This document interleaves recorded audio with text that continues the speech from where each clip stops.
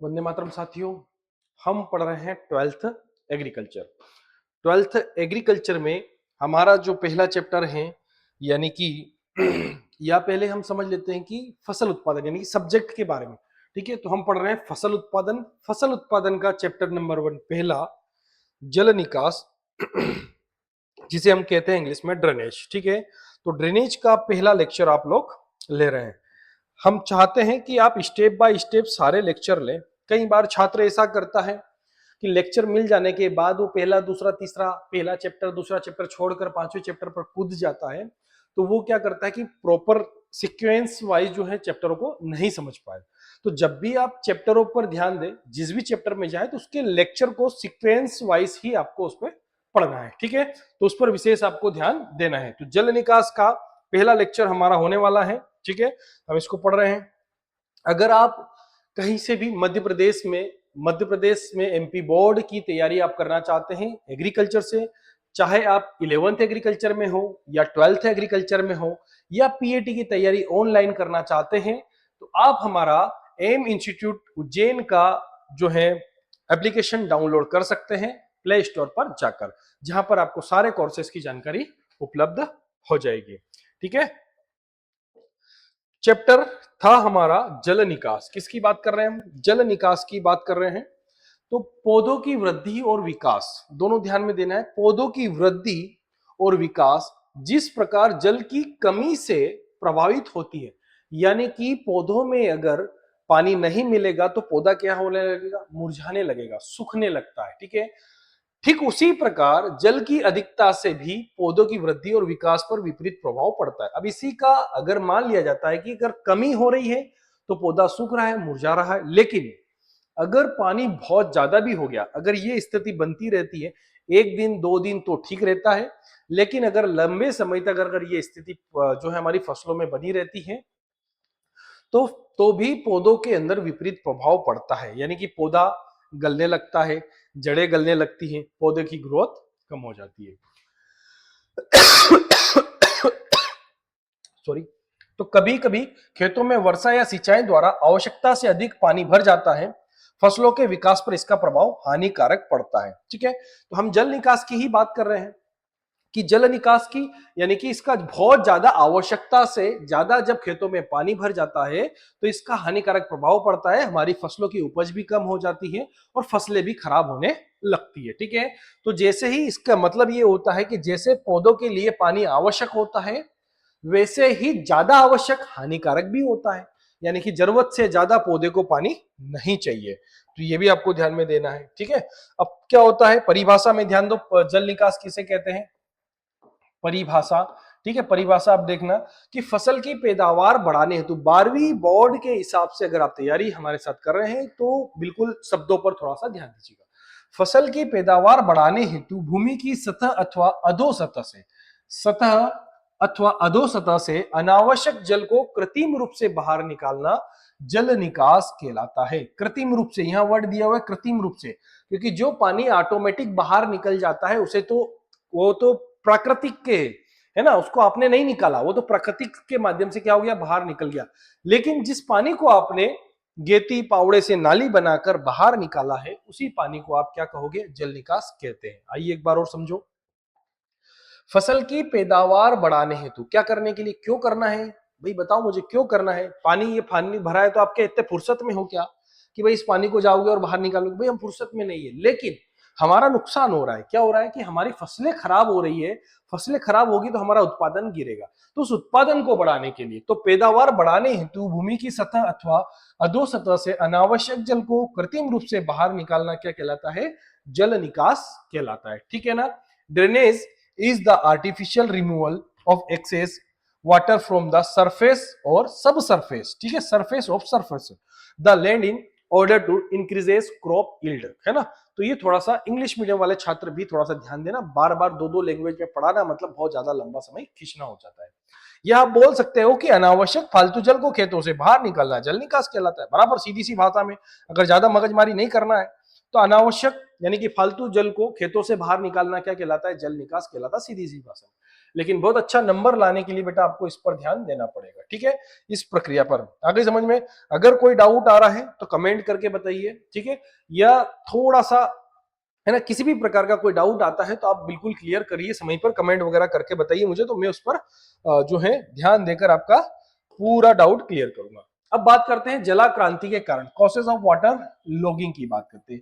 तो भाई ये जल क्यों भर जाता है? जलाक्रांति का मतलब कि ऐसा क्या है वहां पर कि पानी भर जाता है, ऐसा क्यों हो रहा है, पानी क्यों भर रहा है, उसका क्या कारण है? तो उसका ये कारण है कि भूमि की अधोसतह से में सख्त तह यानी कि हार्ड सॉइल होती है, तो उपस्थित होना जिसके कारण जल नीचे की सतह में नहीं पहुंच पाता और ऊपरी सतह पर ही एकत्रित हो जाता है।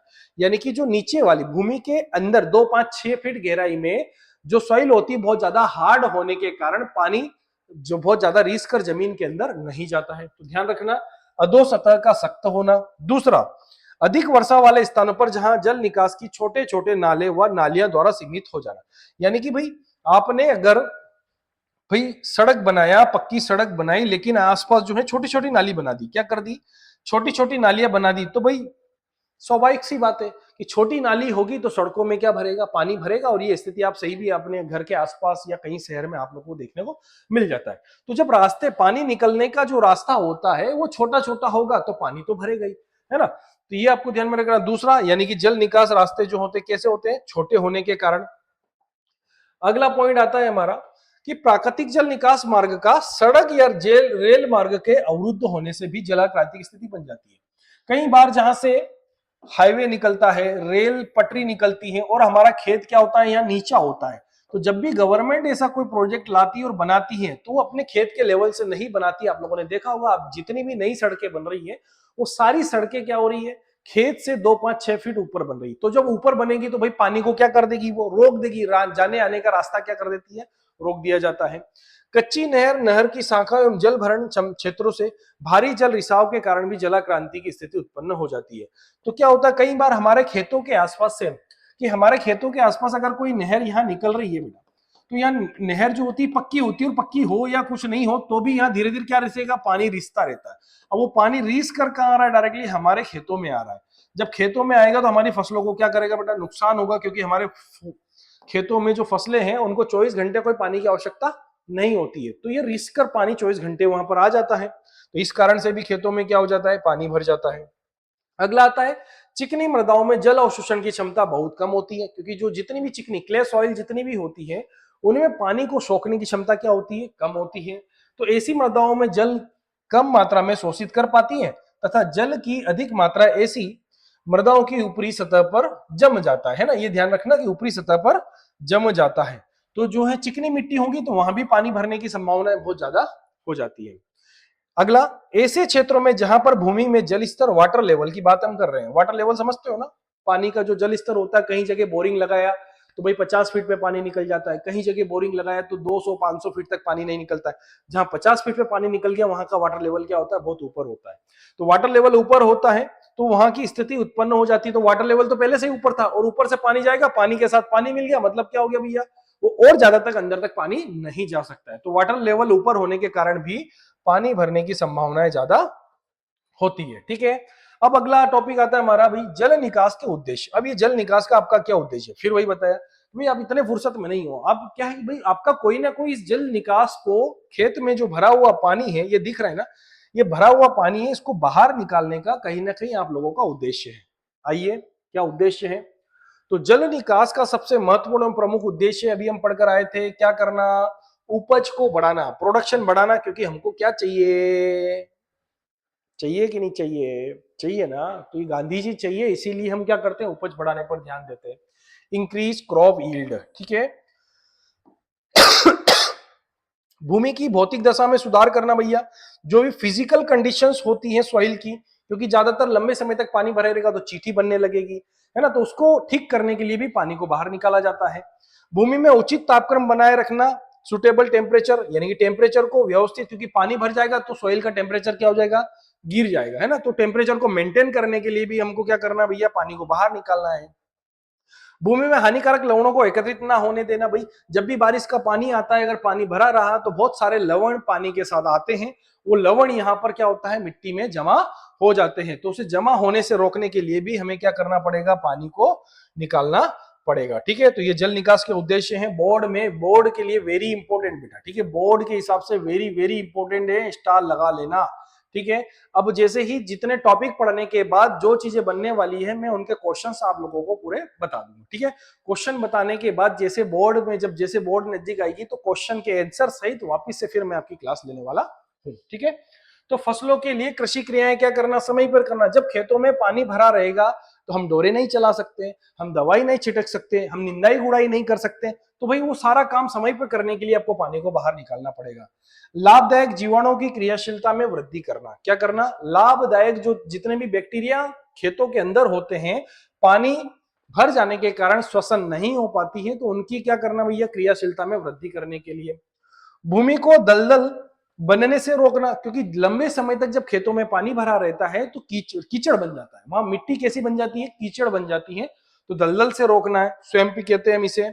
भूमि में पर्याप्त वायु संचार बनाए रखना। जब खेतों के ऊपर क्या भर जाएगा बेटा, पानी भर जाता है, तो हवा क्या नहीं कर पाती है, जो है सोइल के अंदर नहीं जा पाती, और जब सोइल के अंदर हवा नहीं जाएगी तो पौधों की जड़ें क्या नहीं कर पाएगी, श्वसन श्वसन नहीं कर पाने के कारण पौधे भी खराब होते हैं, तो वायु संचार के कारण।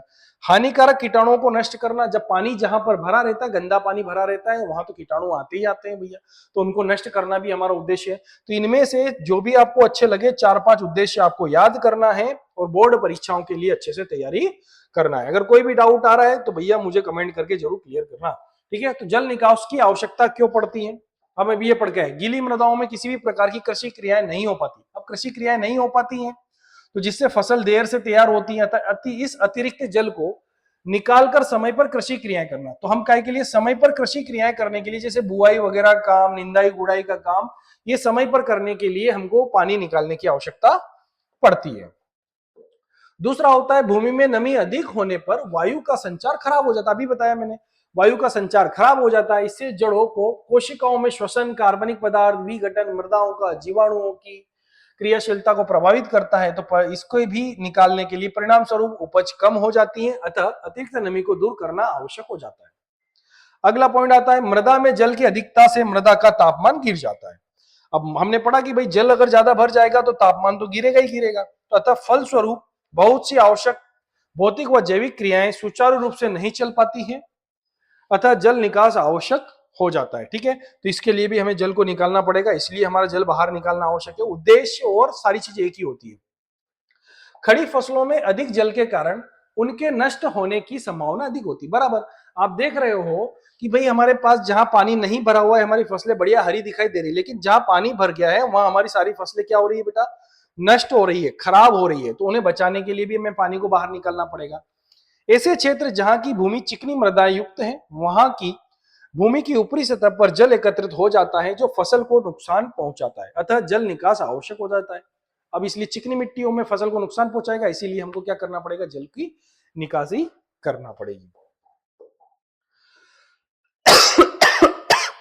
अब बात करते हैं अतिरिक्त जल या नमी से होने वाली हानियों की बात करते हैं। ठीक है, अब इससे हानि से जितना आपका उद्देश्य था, देखो ये डिटेल मेरे को पढ़ाना मेरा काम है, लेकिन जितनी आप लोगों ने जो उद्देश्य पढ़ा ना उसका उल्टा कर लो तो आपको हानि बन जाएगा। कैसे, उपज हमारी कम हो जाएगी, जो है मृदा में वायु संचार नहीं होगा, हमारी जो है मृदाएं दलदल हो जाएगी, फिजिकल कंडीशन खराब हो जाएगी, वायु संचार नहीं हो पाएगा, तो ये सब हमारे लिए हानि है। ठीक है ना, तो इसलिए आपको उल्टा कर देंगे तो सीधा सीधा आपके लिए हानि आएगा, फिर भी डिटेल पढ़ो, आप मन से बना सकते हो।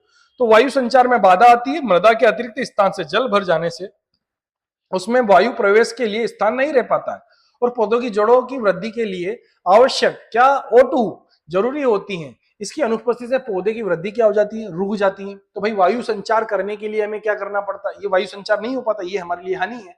और वायु संचार करना है तो आपको जल निकालना है, इसलिए हम इसको पढ़ते हैं। तापमान का गिर जाना, यही पढ़ा हमने अभी भैया कि भाई उद्देश्य तापमान को ठीक करने के लिए हमारा, तो तापमान का गिर जाना, भूमि में जल की अधिकता से मृदा का तापमान गिर जाता है, जिससे पौधों की वृद्धि में रुकावट आ जाती है। ठीक है, तो ये दूसरा हानि हमारे लिए तापमान का गिरना। तीसरा आता है हमारा हानिकारक लवणों का एकत्रित हो जाना। अभी पढ़कर आए बेटा, हानिकारक लवणों का एकत्रित हो जाना। हानिकारक लवणों का एकत्रित हो जाना, किसी एक स्थान पर जल एकत्रित होने पर वहां की भूमि की ऊपरी सतह पर लवण एकत्रित हो जाते हैं। क्या एकत्रित हो जाते हैं? लवण एकत्रित हो जाते हैं, जिससे मृदा ऊसर होने लगती है। तो इस लवण को एकत्रित ना होने देने के लिए आपको क्या करना पड़ेगा? बताओ, जल का निकास करना ही पड़ेगा। अगला आता है कृषि क्रियाओं का पिछड़ना। भाई समय पर करने के लिए, तो जल की अधिकता में किसी भी प्रकार की कृषि क्रियाएं समय पर नहीं हो पाती, जिससे फसल देरी से तैयार होती है। तो भाई कृषि क्रियाएं समय पर करना ना हो जाना, ये हमारे लिए नुकसान हो गया। तो ये होती है हमारी जल निकास की हानियां। ठीक है, अलग अलग हानियां, अलग अलग प्रकार की हानियां चलती रहती है। तो इसलिए आपको जो उद्देश्य हमने पढ़े हैं उसकी हानि आपको ध्यान में रखना है। भूमि का उपजाऊपन कम होना, मृदा में अत्यधिक नमी होने से उसमें मृदा के उपयोगी तत्व घुल जाते हैं। अब जितने भी भैया तत्व, जितने भी पोषक तत्व मृदा के अंदर होते हैं, वो सारे पानी उपलब्ध होने के कारण घुल जाते हैं। अब घुल जाएंगे तो वो कहाँ चले जाएंगे भाई? जमीन के अंदर बहुत ज्यादा नीचे चले जाएंगे, जड़ क्षेत्र से बहुत ज्यादा नीचे चले जाएंगे, तो वो पौधों के लिए काम के नहीं होंगे। तो यह निक्षालन, जिसे हम बोलते हैं लीचिंग, क्या बोलेंगे? लीचिंग द्वारा भूमि में गहराई तक पहुंच जाते हैं। इससे भूमि की उर्वरा शक्ति क्या हो जाती है? घट जाती है ना, धीरे धीरे, क्योंकि पानी में सारे पोषक तत्व तो घुल घुल घुल घुल कर कहां चले जाते हैं? जमीन के अंदर चले जाते हैं। तो जड़ क्षेत्र से नीचे चले जाना क्या कहलाता है? निक्षालन कहलाता है। ये याद रखना, पीएटी में पूछा जाता है बेटा, निक्षालन क्या होता है? तो पोषक तत्वों का जल क्षेत्र जो है जड़ क्षेत्र से नीचे चले जाना। ठीक है, तो ये निक्षालन में आपको ध्यान में रखना। अगला, जड़ों का उथला होना। भूमि में वायु की कमी से जड़ें जमीन में अधिक गहराई तक ना जाकर ऊपरी सतह में ही रह जाती है। ठीक है ना, अतः पोषक तत्व सुचारू रूप से नहीं मिल पाते हैं। उथली जड़ें दुर्लभ होने से फसल में उचित पैदावार नहीं हो पाती और पौधे तेज हवा में क्या हो जाते हैं भैया? गिर जाते हैं। अब पोषक तत्व नहीं मिलेगा तो जड़ें ग्रोथ नहीं करेगी, और जड़ें ग्रोथ नहीं करेगी तो भाई क्या नहीं, भोजन को पौधे तक नहीं पहुंचाएगी। अब पौधे तक भोजन नहीं पहुंचेगा तो हमारा उत्पादन गिरेगा। कुल मिलाकर समझ गए ना कि भाई हमारा नुकसान होना है। अगर खेत में पानी भरा रहा मतलब आपका नुकसान होना तय है। ठीक है, अगला टॉपिक आता है हमारा जल निकास की प्रणालियां। 12वीं बोर्ड के आधार पर बेटा, वेरी इंपॉर्टेंट टॉपिक, जल निकास की प्रणालियां किसे कहते हैं समझाइए। ठीक है, सिस्टम ऑफ ड्रेनेज की बात करें। सिस्टम ऑफ ड्रेनेज में प्रणालियां और विधियां दोनों में आपको डिफरेंस रखना है बेटा। विधियां, ये विधियां नहीं पढ़ रहे हैं हम, ये पढ़ रहे हैं प्रणालियां। क्या पढ़ रहे हैं? प्रणालियां पढ़ रहे हैं। कई बार छात्र जब बोर्ड में क्वेश्चन पूछा जाता है तो वो प्रणाली पूछी जाती है और विधि लिख कर आता है, विधि पूछी जाती है तो प्रणाली लिख कर आती है। तो आपको यही समझना कि प्रणालियां सिर्फ 3 प्रकार की होगी। ठीक है, प्रणाली का मतलब होता है तरीका। प्रणाली का मतलब क्या हो गया? पानी को बाहर निकालने का तरीका। तो आओ समझते हैं। पहला तरीका है प्राकृतिक, नेचुरल सिस्टम। क्या है? Natural system. इस प्रणाली में नालियां भूमि के प्राकृतिक ढाल के साथ साथ अपनी दिशाएं बदलती रहती हैं तथा अंत में मुख्य नाली द्वारा नदी या तालाब में पानी को छोड़ती है। ठीक है, तो अब हम बात इसको ये समझते हैं, प्राकृतिक की बात कर रहे हैं तो भाई प्रकृति तो प्रकृति होती है, आपको इस नाली को बनाना नहीं है। ये इसको नाली को कौन बनाएगी? प्रकृति बनाएगी। मान लिया जाता है कि भाई थोड़ा सा ऊंचा पहाड़ होता है, यहाँ पर बारिश होती है, तो भाई यहाँ आप नाली बनाने जाओगे क्या? भाई नहीं जाओगे, है ना। तो यहाँ पर पानी गिरा और जिधर ढाल है उधर पानी क्या हो गया? बाहर हो गया। तो भाई ढाल के अनुसार जो नालियों में पानी आकर बहकर चले जाता है उसे हम बोलते हैं प्राकृतिक प्रणाली। यानी कि यहाँ आपको नाली नहीं बनाना है, यह नाली ढाल के अनुसार बन जाती है।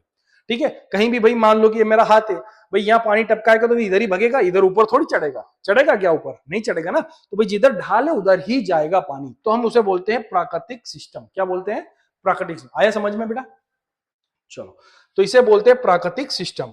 अब हम बात कर रहे हैं प्राकृतिक सिस्टम के बाद अगला सिस्टम आता है हमारा हेरिंगबोन सिस्टम। हेरिंगबोन सिस्टम याद रखना, हेरिंगबोन सिस्टम यानी कि बीच में, याद रखना बीच में। कहां पर बेटा? बीच में याद रखोगे। ठीक है, तो हेरिंगबोन सिस्टम इस सर बीच में क्या याद रखना है? तो आओ बताता हूं। इस प्रणाली में मुख्य नाली खेतों के बीच बीच बनाई। तो बीच में कौन सी नाली बनाना है आपको? मुख्य नाली। कौन सी नाली? मुख्य नाली। आओ इधर, क्योंकि हमारा जो खेत है बड़ा है और बड़ा होने के कारण वो क्या हो गया कि उसका ढाल यहाँ बीच में आ रहा है बेटा। कहाँ आ रहा है? बीच में आ रहा है। तो भाई इधर से पानी इधर रुड़क कर आएगा और इधर से भी इधर रुड़क कर आएगा। तो भाई हमारा पानी इधर से भी रुड़क कर इधर जाएगा और इधर से भी रुड़क कर इधर आएगा। तो आपको जो मेन नाली बनानी है वो कहां बनाना पड़ेगी? बीच में बनाना पड़ेगी। तो ये सहायक नालियों का जो पानी है वो इधर से रुड़क कर इस नाली में आएगा और इस नाली से पानी नदी तालाब में छोड़ चले जाएगा। तो खेत के बीचों बीच मुख्य नाली बना दी और सहायक नालियां, निकास नालियां उसमें आकर मिल जाती हैं और पानी बाहर निकल जाता है। तो दूसरा सिस्टम, एक बाल प्राकृतिक जिसको आपको बनाने की आवश्यकता नहीं पड़ी। दूसरा हेरिंग बॉल जिसमें आपका खेत का ढाल बीच में था, तो इसमें आपने मुख्य नाली बीच में बना ली, ये ध्यान में रखना है। ठीक है, आया समझ में। अगला हमारा चैप्टर, सॉरी अगला जो है पॉइंट है गिरिडोरॉन सिस्टम। गिरिडोरॉन सिस्टम, अगला पॉइंट कौन सा है? गिरिडोरॉन, जिधर गिरा हुआ उधर डॉन। समझ में आ गई? तो यानी कि हमारा खेत इधर से ऊंचा है और इधर से नीचा है, तो भाई कि इधर से उधर पानी चढ़ा दोगे क्या? पानी को यूं चढ़ा दोगे? अरे यार, पानी कैसे चढ़ेगा? समझ में आ गया ना? तो जिधर नीचा होगा, क्या होगा बेटा? जिधर नीचा होगा उधर ही पानी आपका आएगा, ये ध्यान में रखना। ठीक है, तो पानी इधर से आएगा बहकर, ठीक है, और इधर जाएगा। तो ध्यान में रखना, इस प्रणाली में मुख्य नाली खेत के उस सिरे पर बनाई जाती है जिसका धरातल नीचा होता है। क्या होता है? यानी कि हमारा खेत इस साइड से नीचा था बेटा, ठीक है, होता है सहायक जल निकास नालियां इसमें आकर मिल जाती। तो ये जो छोटी छोटी नालियां हैं इसमें आकर मिल जाती है और यहां से पानी नदी, नाली और तालाब तक बाहर चले जाता है। ठीक है, तो ये आपको ध्यान में रखना है। तो हमारी जो प्रणालियां हैं, हमारी नहीं, जल निकास की प्रणालियां, किसकी प्रणालियां? जल निकास की प्रणालियां, तीन प्रणालियां, प्राकृतिक प्रणाली, हेरिंगबोन प्रणाली और गिरिडीरोन प्रणाली। समझ में आ गई? प्राकृतिक प्रणाली में नाली बनाने की आवश्यकता नहीं है। अगला कौन सी बेटा? जल्दी बोलो। हेरिंगबोन प्रणाली। कौन सी प्रणाली? हेरिंगबोन प्रणाली। तो हेरिंगबोन प्रणाली में जो मुख्य नाली है वो खेत के बीचों बीच बनाना है। गिरिडोरॉन प्रणाली में खेत का जिधर सिरा निचला होगा उधर आपको नाली बनाना है। ये तीन सिस्टम अच्छे से आपको पढ़ना है, याद करना है। ठीक है, ध्यान में रहे। मैं तीनों के फोटो भी बता देता हूं आप लोगों को, है ना। अगर जनरली पूछा जाए कि सचित्र वर्णन करो, तो सचित्र वर्णन में ऐसा करना है आपको कि भाई ढाल इधर खेत में आता है तो ये नालियां इधर बन जाती है। ठीक है, ऐसे नाली बनाकर आप लिख सकते हो यहाँ पर प्राकृतिक प्रणाली। ठीक है, ये ध्यान में रखना। दूसरा फोटो आपको ऐसा बनाना है, खेत हमारा हो गया, खेत के बीचों बीच आपने नालियां बना दी और जो छोटी नाली इसमें आकर मिल जाती है। समझ में आ गई? तो इसमें यहाँ एरो भी देना पड़ेगा। ठीक है, कि पानी इधर से आ रहा है, नहीं तो पता चल रहा है कि भाई आप दर्शा ही नहीं रहो कि पानी किधर से आ रहा है, तो कुछ भी काम नहीं होगा। ठीक है, ये ऐसे आप बना सकते हो, ये पानी इधर से आ रहा है और यहाँ का पानी जो है बाहर निकल जा रहा है। ठीक है, आगे समझ में। तो ये हेरिंगबोन प्रणाली। अब गिरिडोरॉन प्रणाली में आपको क्या करना है कि भाई मेरा जो खेत का सिरा इधर नीचा है, यहाँ रखना। ठीक है, तो सहायक नालियां यहाँ आएगी, यहां से पानी क्या होगा भैया? ठीक है, ये पानी ऊपर से बहकर पानी आ रहा है, ऊपर से पानी पानी, और यहां से पानी को मुख्य नाली के द्वारा पानी नदी, नालाब, ताले में छोड़ दो, नदी, नालाब, तालाब में छोड़ दो। ठीक है, प्राकृतिक, हेरिंगबोन और गिरिडीरोन, ये तीनों सिस्टम आपको पढ़ना है। ठीक है, तो ये तीन सिस्टम अच्छे से आपको समझना है, इसके बाद ने जो है हम लोग समझते हैं। ठीक है, तो ये टॉपिक के बाद, ठीक है, आज का जो लेक्चर है हमारा समाप्त होता है। लेक्चर के साथ बने रहने के लिए चैनल को लाइक करें, सब्सक्राइब करें और शेयर भी करें। ठीक है, और एक स्टेप बाय स्टेप आप चैप्टर को देखते रहें। वंदे मातरम।